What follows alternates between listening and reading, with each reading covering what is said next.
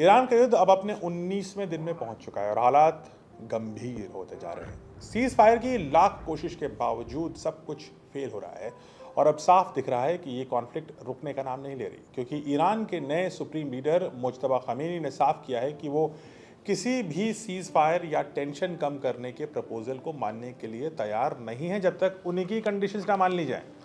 Reuters, जो कि एक न्यूज़ एजेंसी है, इसकी रिपोर्ट के अनुसार 2 देश थे ऐसे जिन्होंने मीडिएशन करने की पेशकश करी थी, कोशिश भी हुई, लेकिन ईरान ने उसे ठुकरा दिया।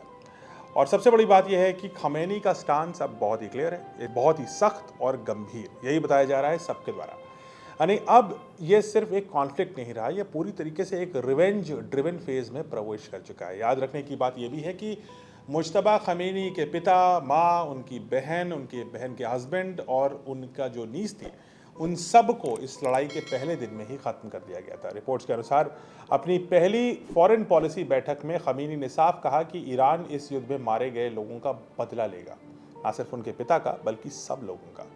उन्होंने ये भी कहा कि ईरान अपने दुश्मनों से कॉम्पनसेशन लेगा, यानी जो नुकसान किया है उसकी भरपाई होगी, और अगर ये दोनों चीज़ें नहीं मिली तो ईरान खुद जाकर अपने हिसाब से जो उसको बदला लेना है, जैसे हिसाब सेटल करना है, जो नुकसान करना है वो करेगा। यानी सीधा संदेश है, या तो कीमत चुकाओ या परिणाम भुगतो। और यही स्टेटमेंट इस कॉन्फ्लिक्ट को और ख़तरनाक बनाता है, क्योंकि अब वॉर का गोल सिर्फ डिफेंस ही नहीं है बल्कि रिटेलिएशन और कॉम्पनसेशन बन चुका है। खमेनी ने यह भी साफ कर दिया कि ईरान पीछे हटने वाला नहीं है और ईरान ये दिखा रहा है, हम पूरी ताकत से लड़ेंगे और हर शहीद का बदला लेंगे, ऐसा कहा है मुज्तबा खमीनी ने।